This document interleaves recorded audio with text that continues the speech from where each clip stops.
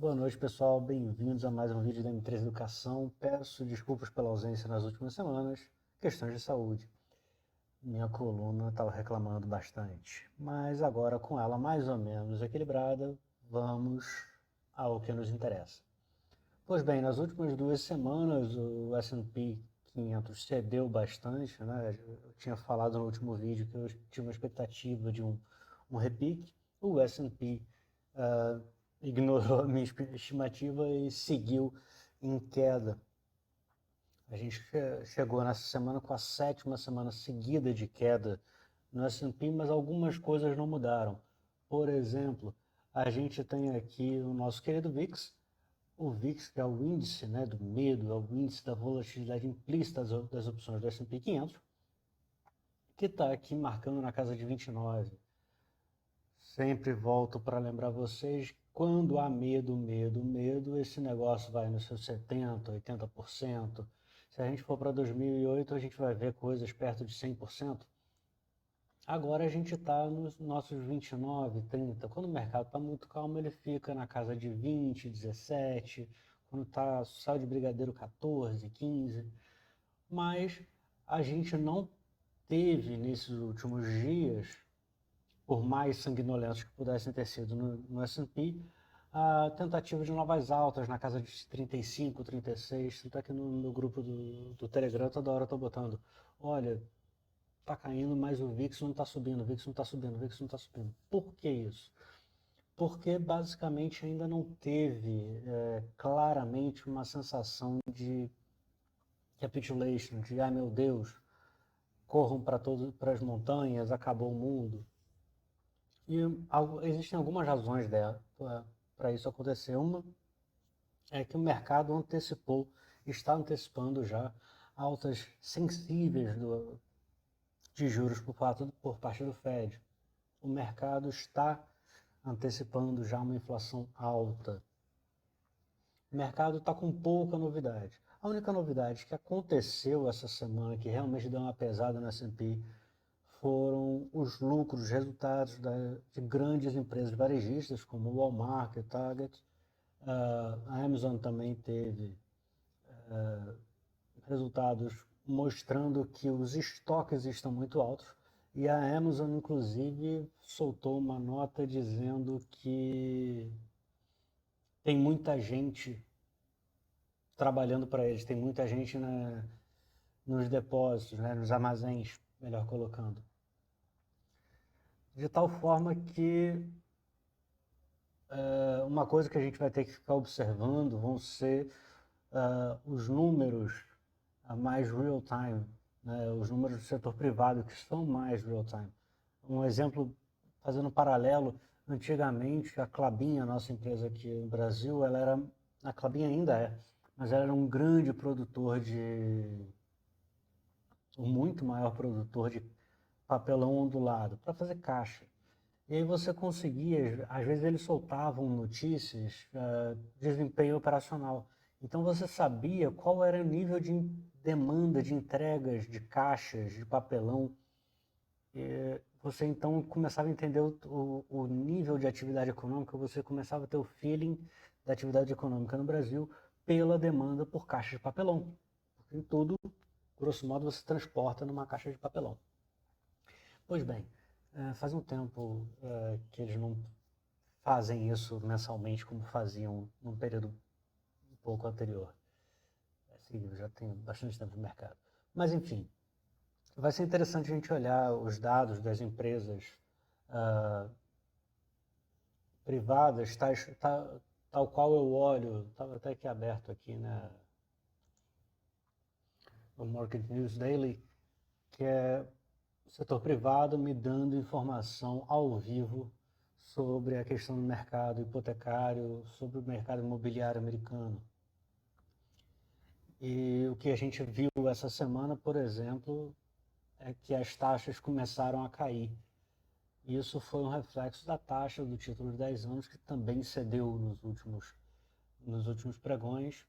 De certa forma, é um sinal de fraqueza do mercado bursátil, onde a galera começa a sair faz o que a gente chama de rotation. Ele sai da renda variável, onde tem mais risco, onde ele percebe mais risco, e vai para o título de 10 anos, de 30 anos.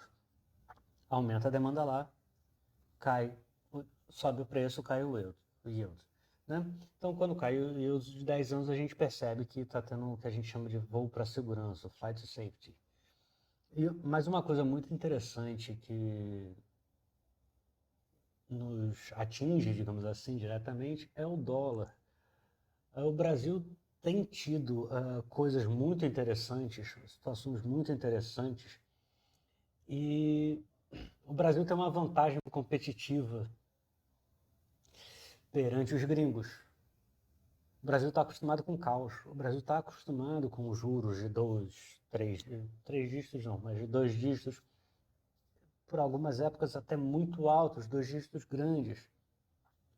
Algo que o mundo não está acostumado, o mundo desenvolvido não está acostumado. Então a gente com a Selic na casa dos seus 13, a gente está conseguindo entregar vendas no varejo, a gente está conseguindo ter um CAGED bom, níveis de emprego parecendo retomada, construção civil, tudo parece estar melhorando.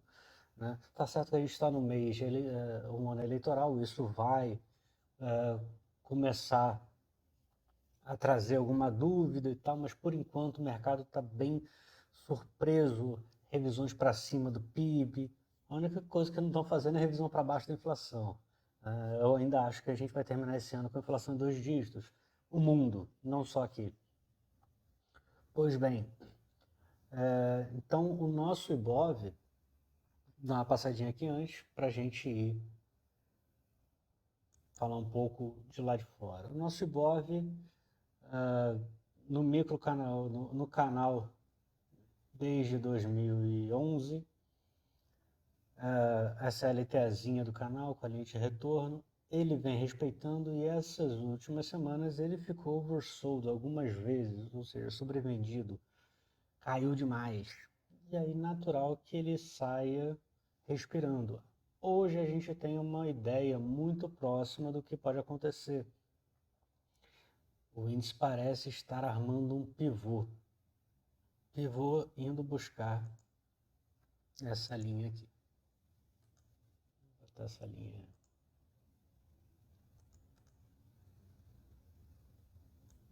roxa, vermelha, sei lá. Uma cor bem de contraste. Perfeito.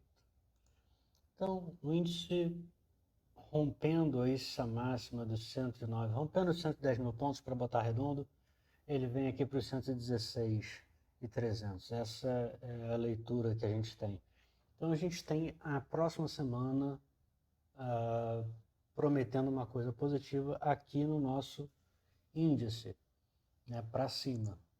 E o dólar está numa situação onde, se ele perder essa mínimazinha do 486, ele volta tudo para o 4,60, coisa que eu já vinha falando. Eu estava permanentemente vendido no dólar, esperando essa queda para os 4,60, porque aqui tem um dinheirinho para ganhar. Por que isso? Porque tem uma situação nos Estados Unidos que é muito complicada. Né? Voltando à questão lá dos desempregos da Amazon e tudo mais. O Fed está apertando os juros numa situação um pouco confortável, bizarramente confortável, o que é, a economia parece estar indo bem, os dados de emprego que eles têm estão fortes e a inflação está alta. Então, ele tem dois sintomas de uma economia superaquecida, que é o mercado de trabalho muito alto, e muito forte, e a inflação alta. Só que esses dois indicadores, principalmente o mercado de trabalho, ele trabalha com um lagzinho, com um hiato, uma demora, que pode durar alguns 5, 6 meses, dependendo da região e dependendo do tipo de trabalho. De tal forma que a gente começa a observar pelo setor privado os dados de empresas soltas como a Amazon, o Walmart e o Target, que são grandes empregadores, que têm grandes estoques e estão super estocados. A gente vai começar a olhar isso, ver se os caras estão começando a demitir, Por quê? Porque quando você vê um Walmart, o Walmart vende 2 vezes o que a Amazon vende por ano. Sim, os caras são gigantescos mesmo. De tal forma que você tem um super estoque no Walmart, você tem um super estoque no Target, você tem um problema grande, que é a cadeia produtiva desse pessoal. Porque se você tem um estoque grande, você vai fazer duas coisas. Uma, você vai botar promoção para desfazer daquele estoque. E o número dois, você vai diminuir a quantidade que você vai comprar para os próximos meses, para as próximas semanas. Então, toda a cadeia produtiva dessa galera deve sofrer também um arrefecimento. Então, você vai ter algumas demissões em grandes empresas como a Amazon, como outras que já estão fazendo as demissões, parte de tecnologia, várias empresas com grandes demissões, inclusive a nossa querida Netflix. Você tem uma redução de preços por necessidade de estoque, de queima de estoque, você tem a queda na cadeia produtiva por falta de novos pedidos. Então a gente vai ter várias coisinhas acontecendo nas próximas semanas que vão fazer o Fed ficar numa sinuca de bico de verdade. Por quê? Porque a inflação está aí, a inflação não vai acabar do nada. Acredito que momentaneamente a gente chegou num pico, né? A gente vai chegar no pico de verdade provavelmente em dezembro, quando faltar comida. Que em setembro, outubro a gente vai ter colheita de muita coisa nos Estados Unidos, em vários lugares do mundo, e não vai ter. Em várias coisas não vai ter nada. Então, alimentos devem seguir em alta. Eu ouvi um cara falando uma coisa absurda outro dia, que, por exemplo, a guerra da Ucrânia não vai terminar até o final, não vai durar até o final do ano. Eles vão começar a exportar. O cara só esqueceu que só se exporta o que se planta. Não está sendo plantado. Se não está sendo plantado, não vai ser colhido. Ponto. É simples, né? E nos Estados Unidos você tem questões climáticas que estão atrapalhando a plantação. Então, de certa forma, a gente vai ter um problema sério de comida. No final do ano já vem falando isso há vários vídeos, de tal forma que a inflação vai bater, vai continuar batendo, vai chegar num ponto maior no final do ano. Mês inteirinho, até o final do ano, acredito nas commodities mais ou menos se estabilizando, o que de certa forma vai fazer a inflação diminuir. E aí o Fed vai ficar numa situação onde junho tem ele lá já uma reunião para aumentar 50 pontos base, a inflação, o CPI deve vir baixo, o PPI deve vir baixo, e o desemprego vai começar a aumentar. Aí ele vai aumentar em 0,5%. Na próxima, o CPI vai vir mais baixo, o PPI vai vir mais baixo ainda e o desemprego vai estar maior ainda. Vai chegar uma hora que o Fed não vai conseguir aumentar os juros. Existe um risco de um cenário estagflacionário onde você não tem crescimento econômico de fato, você não tem crescimento de empregos e tudo mais, mas você mantém uma inflação no nível resiliente. É assim que a gente deve ficar nos Estados Unidos a partir de dezembro desse ano, seguindo os próximos 2 ou 3 anos, porque a inflação vai vir de alimentos, mais pesado ainda. Como eu vinha falando, não é uma questão de só ficar caro, é eventualmente de ter. Vai ter o não tem e está mais caro. Com isso posto, lá fora as coisas vão ficar muito complicadas. E aí o nosso querido Ourinho, que essa semana fez um movimento muito bonitinho de recuperação. Então aqui acredito que a gente está tendo um cup and handle. Se isso aqui estourar, a gente pode pegar da mínima para máxima.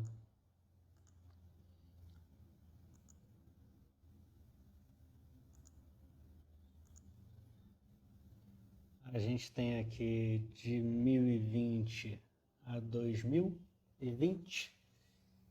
E quando a gente romper os 2020, a gente vai bater os 3.000 dólares. Esse é onde eu penso que o ouro vai parar. 3.000 dólares é a conta. Petróleo rompeu, mas não rompeu. Rompeu e abortou a ruptura do triângulozinho. Está estável em níveis elevados. Uma coisa que é importante é em níveis elevados. Ele está na casa dos 112 dólares. A gente está entrando na semana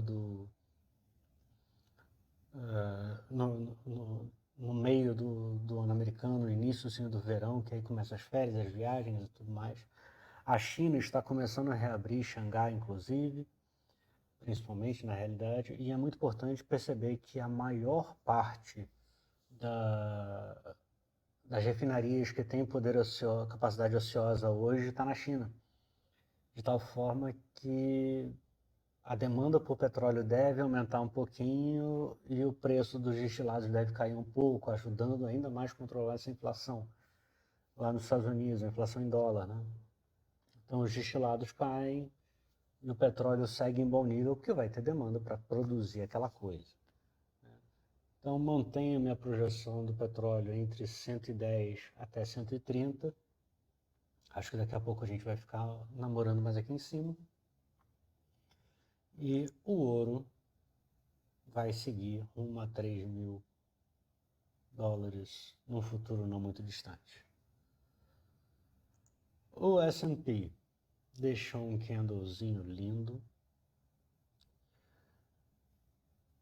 Quando a gente joga no semanal, a gente percebe uma coisa. Todas as vezes que ele tocou na região sobrevendida desde 2000 e lá vai fumaça, ele fez um rally.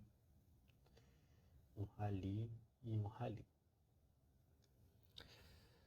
E o que acontece? A gente tem 7 semanas de queda no S&P. Essas 7 semanas de queda levam a valores estimados altíssimos de retorno para frente. Por quê? Porque historicamente, desde 28, alguns estudos já aparecem mostrando que quando o S&P cai 6 ou 7 semanas seguidas, os próximos 12 meses você tem altas em média de 20%.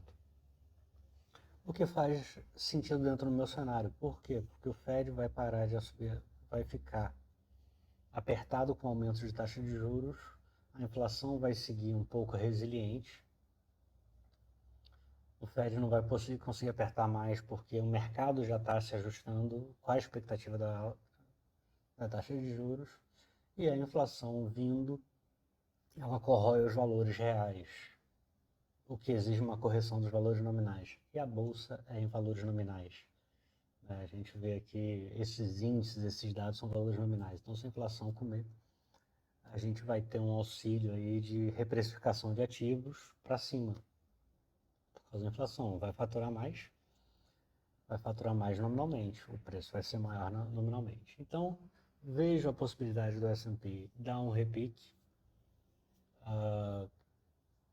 Não sei, não vou querer dizer que ele vai buscar novas máximas, mas ele pelo menos aqui no 4.200 ele deve ir, quiçá, as máximas anteriores de 4.500 nas próximas várias semanas. Mas essa semana vai ser provavelmente a última semana inteira do mês. Na outra semana são só 2 dias. Então, na última semana inteira do mês, eu acho que a gente vai ter aqui um sinal de positividade aqui. Então, para essa semana, resumo: bolsa para cima, petróleo estável, dólar para baixo, S&P para cima, VIX para baixo. Tá certo? Muito cuidado, não é hora de alavancar, porque o mercado está volátil, o mercado pode ir e vir com uma velocidade incrível. Para vocês que não acreditam em mim, A gente sempre fala que Nova York é ok, né? Nova York é tranquilo. Olhem no gráfico de 5 minutos o que Nova York fez na sexta. Ele abriu em alta, cedeu e fechou um tanto bem. Vamos ver o quanto ele oscilou? Nossa, ele chegou a cair 3,5% para depois fechar o dia com uma queda em alta de 0,1, mas com uma queda perante a máxima do dia de 1%. Ou seja, esse negócio está volátil, então muito cuidado. Canja de galinha e prudência não fazem mal a ninguém. Evitem alavancagens como um todo. O que a gente tem que ficar muito esperto, mas muito esperto aqui no Brasil, são as coisas políticas que estão cada vez mais punjantes. Queria botar uma nota aqui, não estou querendo tomar partido de lugar nenhum, só estou refletindo o que pode acontecer. Tem saído cada vez mais burburinhos de inquietação no Planalto por falta de crescimento nas campanhas, a leitura do pessoal falando que esses 40% já são limite, que o Lula vai ganhar e o Lula vai ganhar. E tem uma coisa que está pegando no pé de todo mundo: a gasolina, o diesel. Então, existe a possibilidade de, nas próximas não muitas semanas, 1 ou 2 semanas, haver um embate entre o recém-possado ministro de Minas e Energia, que tem carta branca e ele é a favor de uma manutenção diferenciada no nível de preço da Petrobras. Então, alguma mudança nisso aí pode pegar muito feio para o mercado. Então, muito cuidado quem tem Petrobras. Um pouquinho de cuidado com o pessoal de Prio, porque o petróleo está em devendo.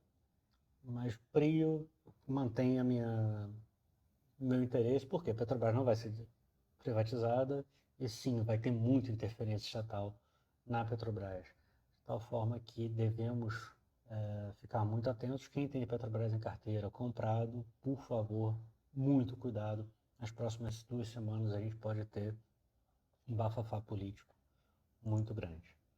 Beleza? Peço desculpas pelo tamanho do vídeo, muita coisa de muito tempo. Fico nessa. Uma boa semana para todos.